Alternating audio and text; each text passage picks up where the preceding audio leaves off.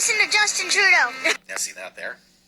That's some top-level grooming right there. There was a lot of responses to this video. I triggered a whole lot of Trudeau fanboys. Oh my God. Gather around. You're going to get educated. There's so much thick hypocrisy and irony here. I can't wait to dive in. First and foremost, I'm Greg Wycliffe. I was at the trucker convoy. I interviewed Grandma. She decided to bring her grandson. She said, that's why I'm here at the trucker convoy, for his future. And during the interview, which you can find on YouTube, you can see she's wearing an indigenous flag on her back. One of the first things that she complained about was, where's the clean drinking water? I thought Trudeau was going to promise clean drinking water, better treatment of indigenous people. That's one of the first things that Grandma here brought up in this interview. I never asked the politics of this grandma here, but she does work in public education. She got the indigenous flag on her back, and she did talk about going to Woodstock.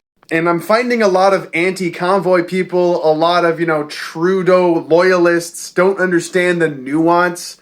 Like, you can disagree with Trudeau and be liberal-minded still. You're allowed to do that. You're allowed to have liberal values and disagree and even hate some things that Trudeau has done over the past few years. Before I go into the grooming thing, a lot of people were saying, oh, this kid doesn't even know why he's here. Well, actually, how has your life changed the most in the past 2 years? Probably going to all my sports and stuff, because now we can't because you have to be vaccinated. So when many people say, hey, just let kids be kids, why are they getting involved in politics? Well, they can't even play sports anymore because of the mandates that existed back then during the convoy. And I know the Trudeau loyalists are going to chime in and say, oh, that's not a right, that's just a privilege, and that kid, that child, is being unsafe. If you actually look at the science, you'd see this age group is at the least amount of risk for the virus. They have the least incentive to actually take this injection.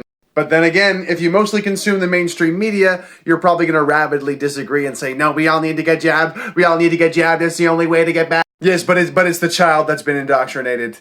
When it comes to the word indoctrination, guess what? No matter what, a parent is going to insert ideas into the mind of their child. If you're a good Canadian, you might put the values and beliefs of fundamental rights and freedoms that we fought for in World War II. Look up the Nuremberg trials that happened after World War II, as in you should not be able to coerce people into a medical procedure. If you're a good Canadian, and in my opinion, you actually will indoctrinate your child to value those rights and freedom. Folks, this should not even be political. This is like a moral imperative to stand up for these rights. And when conservatives use the word grooming, they refer to a kid like this being more predisposed to sexual experiences even though they're a minor. Not complaining about the Prime Minister because he can't play hockey.